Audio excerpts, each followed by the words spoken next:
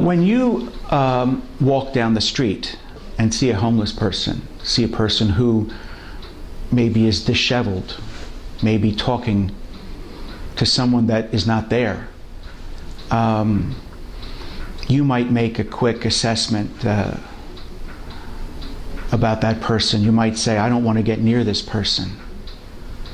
But we have come to believe that that person is loved by God, that God stands with that person, man or woman, healthy or not.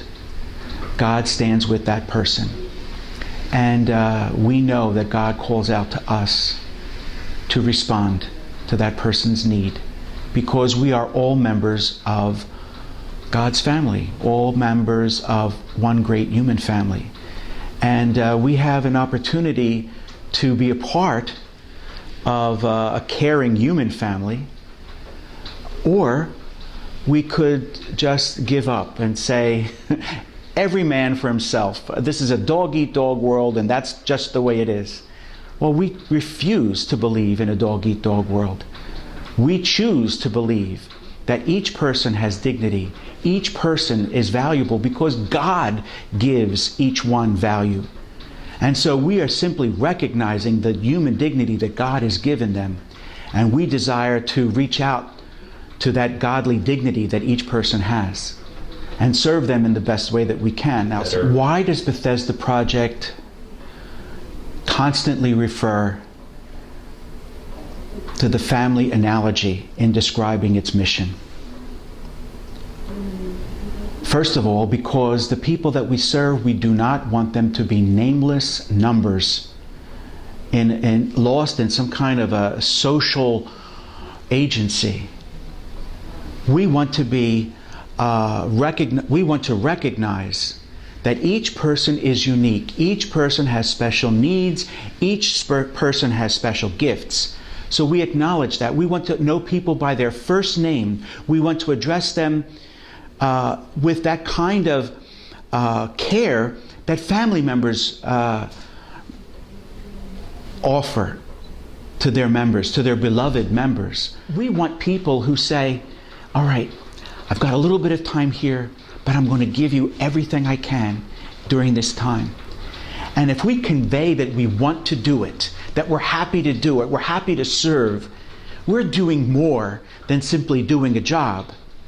We're engaged in the work of Bethesda Project. We're engaged in this work of building up a family, the family of God, the human family.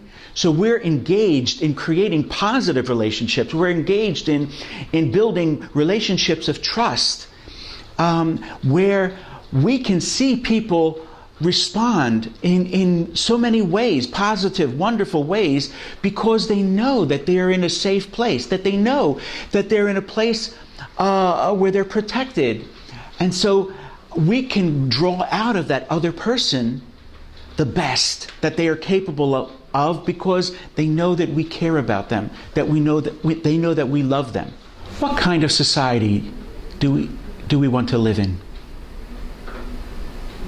Do we want to live in a society where it's every man for himself, or where this human family responds to the needs of its most vulnerable members? We could choose to live in a dog-eat-dog world. Or we could choose to work for a world where each human being has that sense of caring responsibility for every other human being in the world, especially those that we might confront day to day or in our society. I would really like to say that Bethesda Project provides an opportunity for all well-intentioned people to help build a society where the most vulnerable members are cared for, where we create opportunities for people who can't quite make it on their own, so that we can face God one day and say,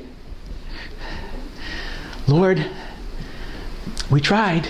We did our best to make this world a better place. We tried to respond to the needs of our brothers and sisters.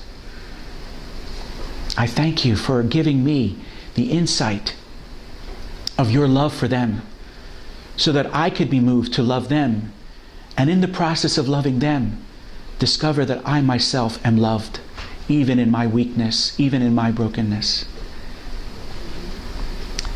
That's what I'd like to see. A society like that,